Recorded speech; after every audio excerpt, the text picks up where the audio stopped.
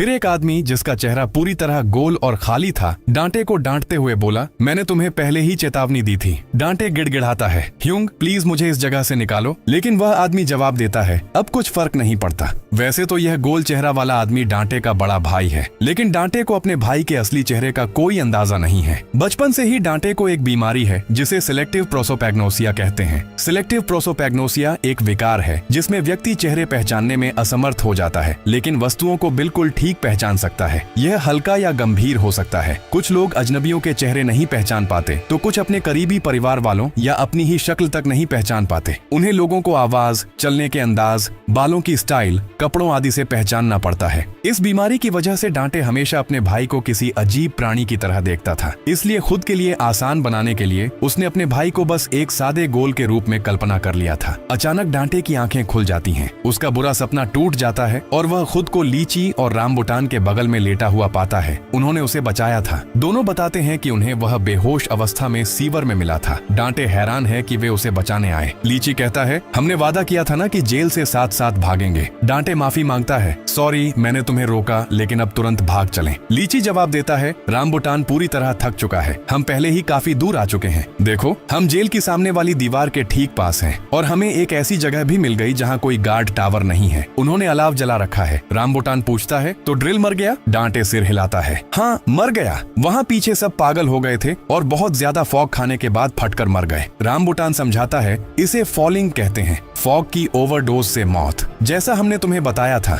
जितना ज्यादा फॉग खाओगे उतने मजबूत बनोगे, लेकिन एक सीमा होती है। किसी को ठीक ठीक नहीं पता कि वह सीमा कहाँ है। अगर उसे पार कर गए तो शरीर फट जाता है। सब बस किसी के फॉल करने का इंतजार करते हैं। तीसरा कोई नतीजा नहीं होता। फॉल मतलब मौत। एसेंशन एक सीमा को तोड़कर आगे बढ़ना और दूसरी टैलेंट हासिल करना। एसेंशन के बाद लोग उस व्यक्ति के पीछे चल पड़ते हैं और उसकी पूजा करने लगते हैं। एसेंशन बहुत दुर्लभ होता है। आमतौर पर लोग फॉल ही करते हैं। डांटे पूछता है, लोग दूसरी टैलेंट के लिए इतना बड़ा रिस्क लेते हैं? रामबुटान जवाब देता है, यह तो बस एक किंवदंती जैसा है। कहते हैं एक दिन ऐसा व्यक्ति आएगा जिसके पास अनंत टैलेंट्स होंगी, जो इस दुनिया के हर नियम को तोड़ेगा और हमें सबको आजाद कर देगा। वही व्यक्ति हमारा भगवान बनेगा। हम उसे सुप्रीम लीडर कहते हैं। सीन लिम्बो की तरफ शिफ्ट होता है। उसकी आंखें बंद हैं, लेकिन वह अपने आसपास की हर चीज महसूस कर सकता है। रेंगते कीड़ों की आवाज, भूखे कैदियों के पेट की गुर्राहट, उड़ते पक्षी, लड़ते कैदी। वह डांटे के चश्मे की हल्की सी क्लिक की आवाज भी सुन रहा है। अब लिम्बो को ठीक ठीक पता है कि डांटे कहाँ है। शायद उसने अपनी टैलेंट जगा ली है। मेरा अनुमान है कि उसकी टैलेंट बिल्लियों जैसी है, यानी ऊंचाई से गिरने पर भी सुरक्षित रहना या अंधेरे में देखना वगैरह। लेकिन यह सिर्फ मेरा अंदाजा है। अब कहानी आगे बढ़ाते हैं। इस बीच ड्रिल हेड के बेस के अंदर कुछ लोग पूरे प्लेग डॉक्टर मास्क और प्रोटेक्टिव सूट पहने ड्रिल का मांस और फॉग इकट्ठा कर रहे हैं। थैले मास्क वाली बोलती है, यहाँ हर रोज कोई न कोई बर्बाद होता है। फॉग इकट्ठा करते हुए एक लाल बालों वाला आदमी उसे एक पैकेट थमाता है और कहता है, अरे टूरिस्ट, ये रखो हाई क्वालिटी फॉग। लाल बालों वाला बोलता है, वह आदमी मिला?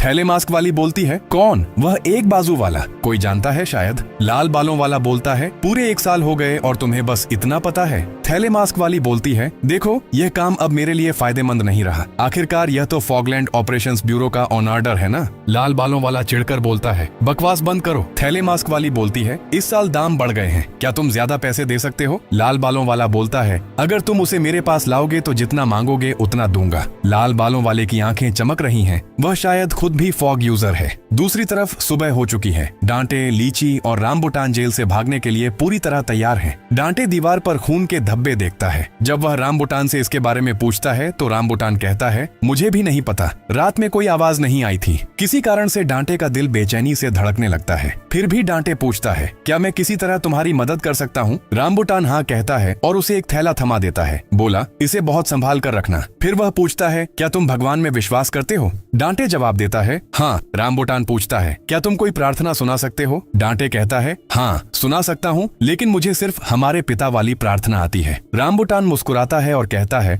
हाँ वही बिल्कुल ठीक रहेगी। अब चलो यहाँ से निकलते हैं। वह डांटे और लीची दोनों को अपनी बाहों में खींचकर पास लाता है। लीची कहता है, मास्टर डांटे, प्रार्थना शुरू करो। डांटे प्रार्थना सुनाने लगता है। जैसे ही रामबुटान दीवार के ऊपर छलांग लगाने के लिए पूरी ताकत इकट्ठा करता है, अचानक एक जोरदार मुक्का सीधा रामबुटान के चेहरे पर लगता है। यह मुक्का लिम्बो का था। तीनों जमीन पर गिर पड़ते हैं और रामबुटान की नाक से खून बहने लगता है। लिम्बो की नीली चमकती आंखें उन्हें भूखे शेर शेर की तरह घूर रही हैं। डांटे उससे पूछता है, तुम यहाँ कैसे पहुँचे? लिम्बो चिल्लाता है, तुमने मुझसे झूठ बोला। वह डांटे पर मुक्का मारने के लिए आगे बढ़ता है। डांटे मुश्किल से बचता है और जान बचाकर भागने की कोशिश करता है, लेकिन अचानक रामबुटान लीची और डांटे को पकड़ता है और पूरी रफ्तार से दौड़ने लगता है। मगर लिम्बो उससे कहीं ज्यादा तेज है। वह बिना मेहनत के उनके पास पहुंच जाता है। रामबुटान समझ नहीं पाता कि यह लड़का अचानक इतना ताकतवर और तेज कैसे हो गया। क्या इसकी कोई दौड़ने वाली टैलेंट है? लिम्बो टीचर को चिल्लाकर कहता है, रुको वरना तुम्हारी टांगें तोड़ दूंगा, और फिर हमला करता है जिससे तीनों एक बार फिर गिर पड़ते हैं। अब लिम्बो ठीक डांटे के सामने खड़ा है। डांटे पूछता है, मैंने तुमसे किस बारे में झूठ बोला? बता। मैंने तुम्हें बताया था ना कि आलू कैसे उगते हैं। लिम्बो गुस्से में कहता है, मैंने ठीक वही किया जो तुमने कहा था। मैंने आलू को पानी दिया, धूप दी और फिर भी कुछ नहीं हुआ।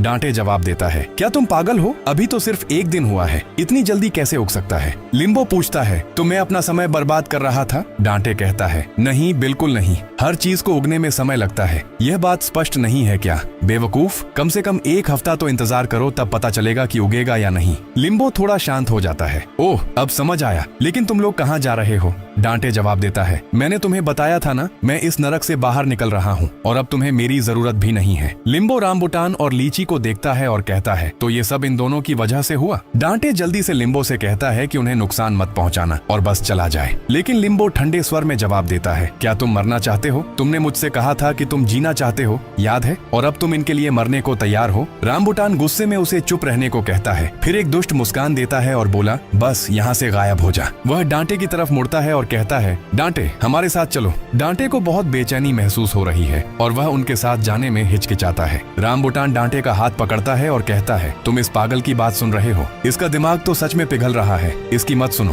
पीछे से लीची रामबुटान के कान में फुसफुसाता है, टीचर को पकड़ो और तेज भागो। लिम्बो के ठीक सामने रामबुटान जबरदस्ती डांटे को खींचता है और दौड़ने लगता है, चिल्लाते हुए, मास्टर डांटे, प्रार्थना और तेज बोलो। रामबुटान फिर पूरी ताकत से दीवार के ऊपर छलांग लगाता है। डांटे की अंतरात्मा चीख रही है कि कुछ बहुत बुरा होने वाला है। उसके दिमाग में फ्लैशबैक दौड़ रहे हैं। रामबुटान ने बिना किसी कारण के उसकी रक्षा कैसे की? लिम्बो को उसके लिए मारने तक तैयार था। वह मन ही मन सोचता है, मुझे तो ये लोग अच्छे लगते हैं, इन्होंने मेरा इतना ख्याल रखा है, हमने साथ में इस जेल से भागने का वादा किया था। अचानक हवा में ही रामबुटान डांटे को खुद से दूर धकेलता है और उसे जोर से लात मारता है। रामबुटान और लीची उल्टी दिशा में भागकर निकल जाते हैं। वह थैला जो रामबुटान ने डांटे को दिया था गिरता है और फट जाता है। उसमें से फॉग निकलकर चारों तरफ फैलने लगता है। इधर आलू का राक्षस ढूंढ रहे दो अन्य कैदी देखते हैं कि वह अपनी जगह से गायब है। वे कहते हैं, लगता है फिर कोई जेल से भागने की कोशिश कर रहा है। और यहाँ हम देखते हैं कि आलू का राक्षस डांटे तक पहुँच चुका है। वह सीधा राक्षस के मुंह में गिरने वाला है। कुछ दिन पहले का एक सीन दिखाया जाता है जहाँ लीची और रामबुटान ठीक उसी आलू के राक्षस के सामने खड़े हैं। लीची पूरे इलाके का पूरा नक्शा बना रहा है। रामबुटान राक्षस को छू रहा है। लीची उसे मना करता है। हमें बताया जाता है कि राक्षस का नाम गारगोयल है। रामबुटान कहता है, यह तो बस एक मूर्ति जैसा लगता है, यह तब तक हिलता भी नहीं जब तक कोई भागने की कोशिश न करे। रामबुटान आलू के राक्षस को लात मारता है और कहता है, तो यह सच में जिंदा है? मुझे विश्वास नहीं होता कि ऐसी घटिया चीज हमें भागने से रोक सकती है। लीची कहता है, लोग कहते हैं कि यह फॉग के साथ आया था। कुछ कहते हैं कि शरीर पर लगा फॉग जो हम सांस में लेते हैं, सब कुछ। वे नहीं चाहते कि वह फॉग गायब हो जाए, इसलिए लोग इसे बाहर ले जाने से रोकते हैं। रामबुटान पूछता है, क्या तुम्हें लगता है कि यह सोच सकता है? लीची जवाब देता है, ऐसा लगता है कि यह सोच सकता है। यह फॉग को महसूस कर सकता है। इसे तुरंत पता चल जाता है कि कौन भागने की सोच रहा है। जब तक गारगोयल यहाँ है, हम इस जगह से कभी निकल नहीं पाएंगे। जितना मैं बाहर की दुनिया और धूप का सपना देखता हूँ, उतनी ही निराशा मेरे अंदर बढ़ती जाती है। रामबुटान लीची का हाथ पकड़ता है और कहता है, नहीं, मैं ऐसा नहीं होने दूंगा। हमारे लिए कोई न कोई रास्ता जरूर होगा। मैंने तुमसे वादा किया था कि मैं तुम्हें इस जगह से निकालूंगा। मुझ पर भरोसा रखो, तुम्हारे लिए मैं कुछ भी कर सकता हूँ। कट टू वर्तमान। रामबुटान दीवार के ऊपर से बाहर की तरफ छलांग लगा देता है। ठीक उसी पल आलू का राक्षस डांटे को खा जाता है। हंसते हुए रामबुटान कहता है, काम कर गया। उसके थैले में फॉग और वो बेवकूफी भरी प्रार्थनाएं। गारगोयल को लगता है कि फॉग लेकर डांटे ही भागा है। ऐसा कहते हुए रामबुटान दीवार से नीचे कूदता है, जमीन पर उतरता है और सामने की धूप को देखता है। वह कहता है, हम कर दिखाया, अब हम आजाद है ना लीची? लेकिन लीची की आवाज नहीं आती। जब वह कंधे की तरफ देखता है तो देखता है कि लीची का सिर पूरी तरह गायब है। वह सिर्फ लीची का बिना सिर वाला शरीर कंधे पर लटकाए हुए है और आलू का राक्षस उसका सिर चबा रहा है, एक टांग पर खड़ा हुआ। रामबुटान बस अपनी मोहब्बत को च्युइंग गम की तरह चबाते हुए देखता रहता है। गुस्से में वह लीची का शरीर फेंक देता है और राक्षस पर हमला करने के लिए दौड़ता है, लेकिन उसकी लात लगने से पहले ही आलू का राक्षस अपने मुंह में नीली एनर्जी बॉल तैयार करता है और सीधे रामबुटान की टांगों पर एनर्जी बीम अटैक छोड़ता है। रामबुटान बस चीखता रह जाता है। अब आलू का राक्षस वापस जेल के अंदर चल पड़ता है। उसके सामने लिम्बो खड़ा है। लिम्बो अपनी सूजी हुई मुट्ठी कसता है, राक्षस की तरफ दौड़ता है और अपनी सूजी हुई बाजू से लूफी के एलिफेंट गन की तरह राक्षस के बंद मुंह पर इतना जोरदार मुक्का मारता है कि मुंह फट जाता है। राक्षस नीली एनर्जी बीम छोड़ता है, लेकिन लिम्बो बच जाता है। हमले से उसके गाल पर सिर्फ एक कट लगता है। इसके बाद लिम्बो मुंह पर मुक्के मारता रहता है जब तक कि वह पूरी तरह टूट न जाए। जब आलू के राक्षस का मुंह टूटता है तो हम देखते हैं कि टीचर अभी भी मुंह के अंदर जिंदा है, बुरी तरह डरा हुआ। वह लिम्बो को देखकर कहता है, प्लीज मेरी मदद करो, मैं गलत था,